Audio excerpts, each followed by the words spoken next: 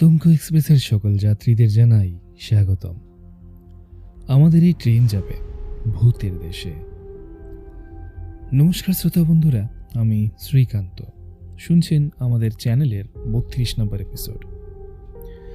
দেখতে দেখতে কেমন 32টা এপিসোড চলে গেল, তবে আমরা আছি ঠিক আগের মতোই। আপনারা পাশে থাকলে আমরা আরও এরকমই এগিয়ে যাব। তো বরাবরের মতোই আমরা আবার চলে এসেছি সঙ্গে দুটো ঘটনা নিয়ে, এবং এই দুটি ঘটনাই আমার মতে খুবই ভয়ানক এবং মারাত্মক রকমের ঘটনা। আমার নিজস্ব পছন্দের একটা ঘটনা প্রথমেই আমি শোনাতে চলেছি, এবং আমার মনে হয় আপনাদের ওই ঘটনাটা খুবই ভালো লাগবে। তাই বেশি দেরি করছি না, সরাসরি আমি ঘটনার দিকে এগোচ্ছি। এবং প্রথম ঘটনা যিনি লিখে পাঠিয়েছেন, তিনি লিখেছেন, ভাই আমি ফয়জুল আলম, বাংলাদেশ থেকে লিখছি। আপনার কিছু ঘটনা আমি এর আগেও শুনেছি এবং মনে হয়েছিল যে ঘটনাগুলো হয়তো আমার লাইফের কিছু ঘটনার সাথে মিলিত আছে, এবং তার জন্যই আমি আপনাকে আমার জীবনের কিছু ঘটনা লিখে পাঠানোর আগ্রহ জানালাম। তো এই ঘটনাগুলোর মধ্যে যেই মেন ঘটনাগুলো আছে সেগুলো আমি আপনাকে লিখে পাঠাচ্ছি। তো আমার ঘটনাটি একটু বড় হতে চলেছে, তাই আর বেশি দেরি করছি না, সরাসরি আমি ঘটনায় আসছি।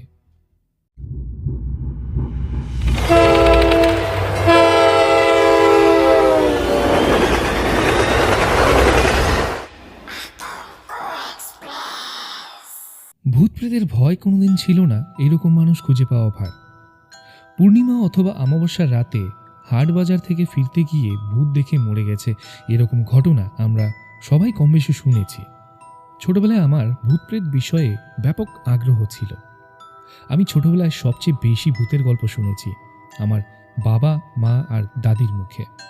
এছাড়াও অনেকের মুখেই শুনেছি, কিন্তু তখন আমি এ সকল গল্প শুনে কখনো অবিশ্বাস করিনি, সবকিছুই সত্য ভেবেছি। আমার অন্যান্য পরিচিতদের কাছেও শুনেছি অনেক ঘটনার বিবরণ, সেই সব ঘটনারই কিছুটা বলবো আজকে। যার একটা ঘটনা ছাড়া বাকি সবগুলো ঘটনাই আমাদের এলাকায় ঘটেছে। তো ঘটনাগুলো কিছুটা এরকম। রাত প্রায় 2টো, আকাশে মেঘেদের ডাকাডাকি, মাঝে মাঝে বিদ্যুৎ চমকাচ্ছে। যখন বিদ্যুৎ চমকায় তখন চারিদিক কিছুক্ষণের জন্য আলোকিত হয়ে যায়। মদন শিকদার কোনো এক কারণে দূরে কোথাও গিয়েছিল, তাই ফিরতে এত রাত হলো। আমাদের বাড়ির সামনের রাস্তাটা যেখানে মোড় নিয়েছে তার পাশেই একটা লম্বা তাল গাছ আছে। জায়গার নাম মোল্লাবাড়ির মোড়। বাঁশঝাড়, তাল গাছ, হিজিবিজি অবস্থায় থাকা মেহগুনি গাছ আর আম গাছ দিয়ে ঘেরা জায়গাটা একসময় দিনের বেলাতেই ভয়ানক লাগত। মদন শিকদার মোল্লাবাড়ির মোড়ে এসে হঠাৎ থমকে দাঁড়ালেন। কিছুক্ষণ চুপ করে থাকার পর তিনি বুঝতে পারলেন সামনের তাল গাছটা কাঁপছে, থরথর কাঁপছে। কিছু একটা বুঝতে পেরে তিনি গাছের মাথার দিকে তাকালেন না। আবারও বাড়ির দিকে পা বাড়ালে তাল গাছটা প্রবলভাবে কাঁপতে শুরু করলো। হঠাৎ মদন শিকদারের ওপর থেকে কে যেন প্রস্রাব করে দেয়। উটকো গন্ধযুক্ত প্রস্রাবে মদন শিকদারের শরীর ভিজে যায়।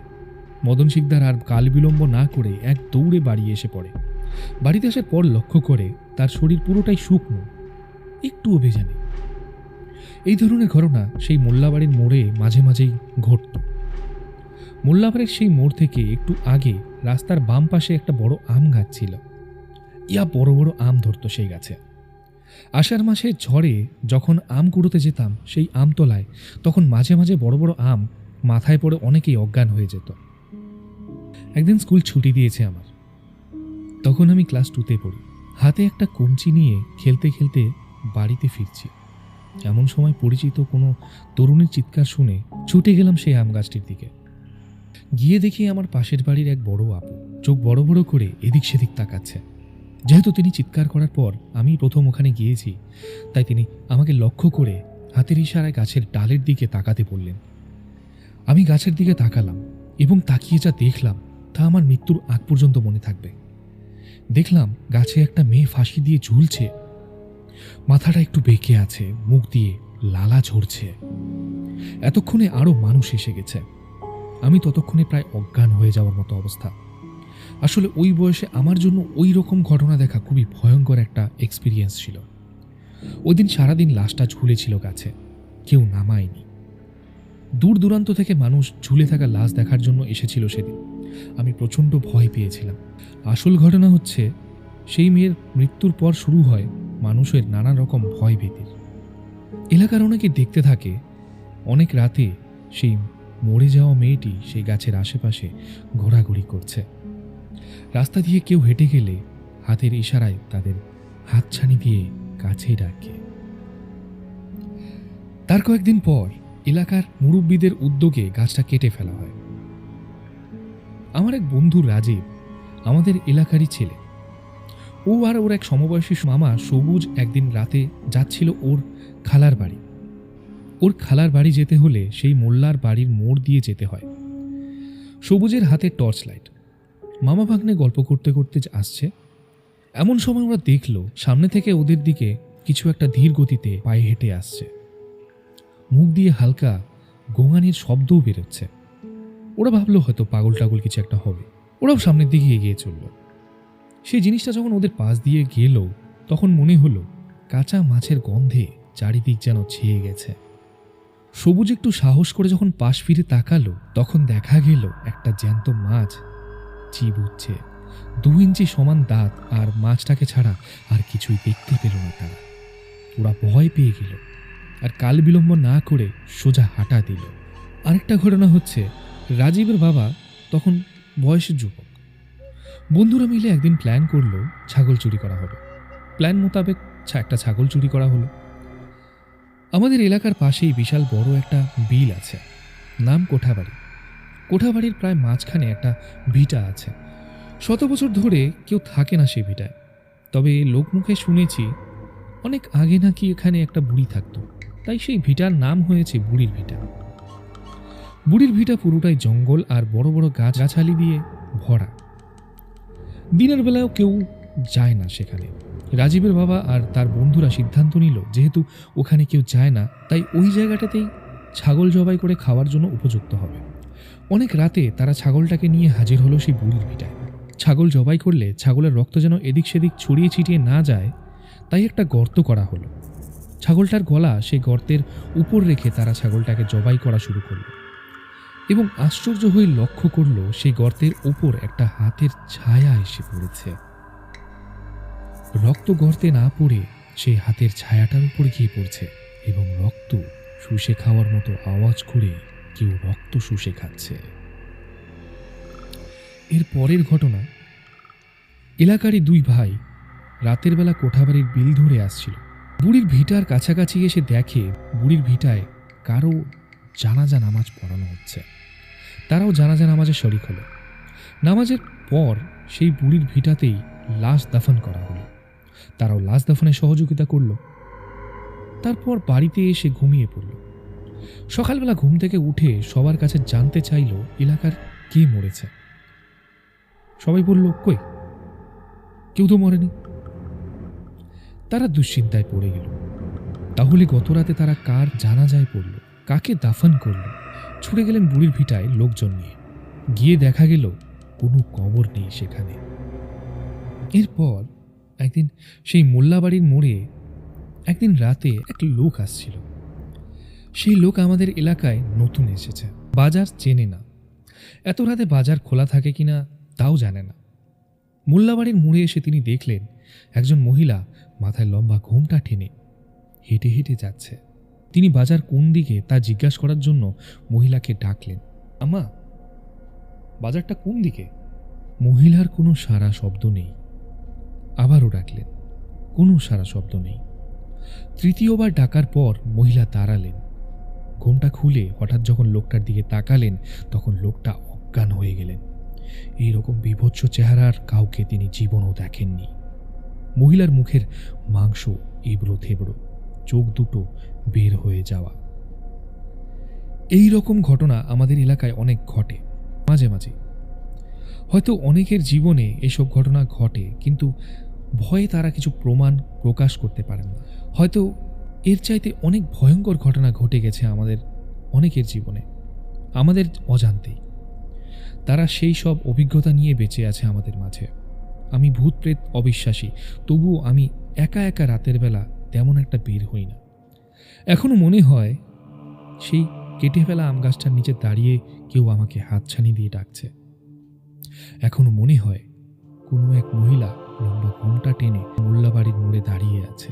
এখনো মনে হয় মোল্লাবাড়ির মোড়ে তাল গাছের কেঁপে যাওয়ার গভীর রাতের ঘটনা। এখনো মনে হয় কোঠাবাড়ির বুড়ির ভিটায় একটা হাতের ছায়া খোঁজে তাজা রক্তের সন্ধান।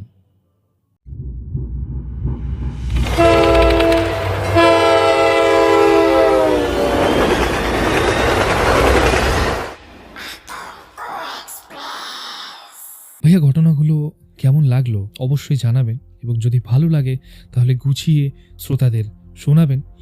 আর আপনি আমার ঘটনাগুলো শোনালে আমি খুব কৃতজ্ঞ হব এবং আমি খুব খুশি হব। আর আমার বন্ধুরাও খুব খুশি হবে, কারণ আমি আমার ঘটনাগুলো যদি শুনি তাহলে আমার বন্ধুদেরকেও শোনাবো। এই আশায় রইলাম।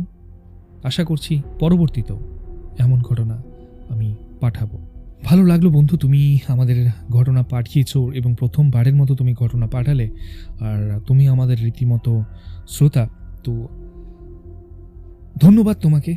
আর অনেকদিন পরে এরকম অনেকগুলো ঘটনার একটা মিশ্রণ কেউ আমাদেরকে পাঠালো, তার জন্য অসংখ্য ধন্যবাদ। আর এভাবেই তোমরা পাশে থেকেও তোমাদের জন্যই আমাদের এই চ্যানেলটি আজকে ধীরে ধীরে এগিয়ে যাচ্ছে, এবং তোমাদের জন্যই আমাদের চ্যানেলটি ধীরে ধীরে গ্রো করতে শিখেছে।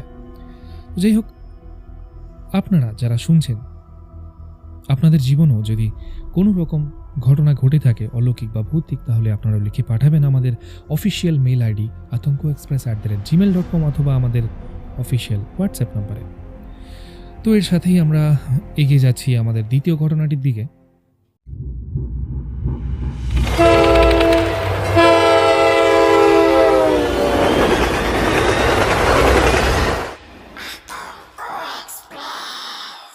তো দ্বিতীয় ঘটনাটি লিখেছে রাজীব দাস, এবং তিনি যেভাবে এই ঘটনাটি লিখে পাঠিয়েছেন আমি সেভাবেই শোনাচ্ছি।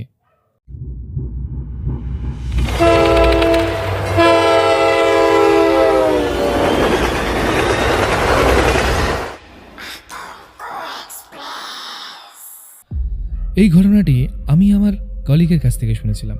ওনার বড় খালার ঘটনা আমাকে বলেছিলেন উনি। ওই আপুটার গ্রামের বাড়ি মাদারীপুর।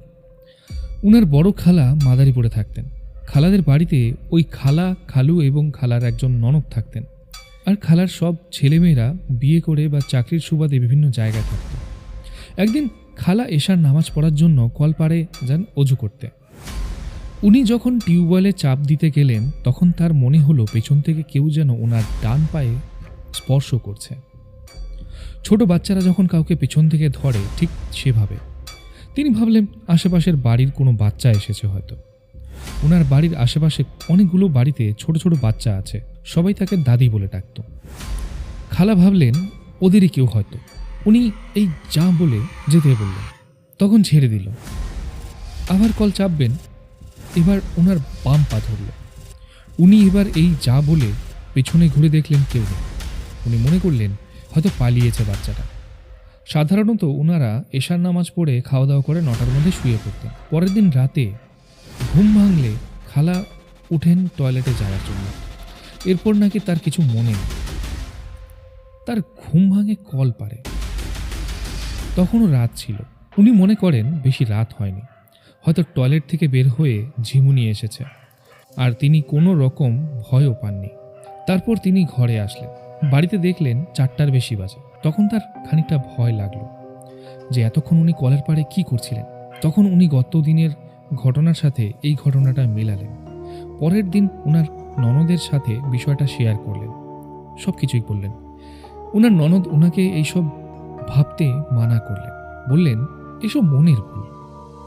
খালা তখন চুপ থাকলেও মনে মনে সব ভাবতেন আর দুশ্চিন্তা করতেন। প্রায় 2-3 দিন পর খালা মাটির রান্নাঘর লেপছিলেন। অল্প একটু লেপার পর তার খুব অস্থির লাগছিল। উনি ওনার ননদকে বললেন যে খারাপ লাগছে, একটু শুই, পরে লেপবো রান্নাঘর। এই বলে উনি রান্নাঘরের মাটির উপর শুলেন। সেই যে শুলেন, উনি আর ওঠেননি। অজ্ঞান হয়ে যান। পরে ওনাকে হাসপাতালে নেওয়া হয়।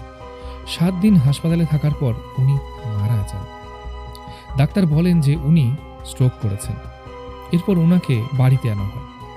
ওনাকে গোসল করান আমার কলিগের আম্মা, অর্থাৎ ওই খালার ছোট বোন, খালার ননদ আর আরও অন্য মহিলা।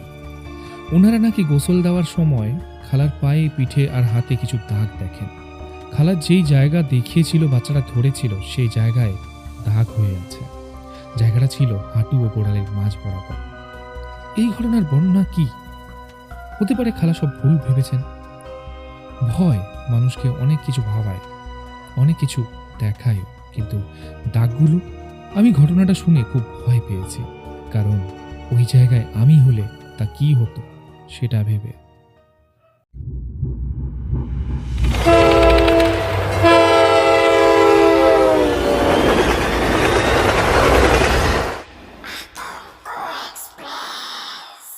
ঘটনাটা ভুতুড়ে না হলেও একটা অলৌকিক অভিজ্ঞতার সাক্ষী করে তোলে। তো যাই হোক, ভালো লাগলো তোমার পাঠানো ঘটনাটি, খুব ভালো লিখেছো। এরকমই আমাদের লিখতে থেকো, পাশে থেকো, সঙ্গে থেকো। এর সাথেই আমাদের দ্বিতীয় ঘটনা শেষ হচ্ছে এবং আমাদের এপিসোডটিও এখানে শেষ হচ্ছে। তার সাথে আমরা বিদায় নিচ্ছি এবং তার আগে আপনাদের বলে দিচ্ছি, ঘটনাগুলো ভালো লাগলে প্লিজ লাইক, শেয়ার আর কমেন্ট করতে তো অবশ্যই ভুলবেন না। তার সাথে আমাদের সাবস্ক্রাইব বাটনটিকে ক্লিক করে নোটিফিকেশন বেলটিকে দাবিয়ে দেবেন, যাতে আমাদের ভিডিও আপনাদের কাছে সর্বপ্রথম পৌঁছায়। দেখা হবে ঠিক পরের এপিসোডে। ততক্ষণের জন্য শুভরাত্রি।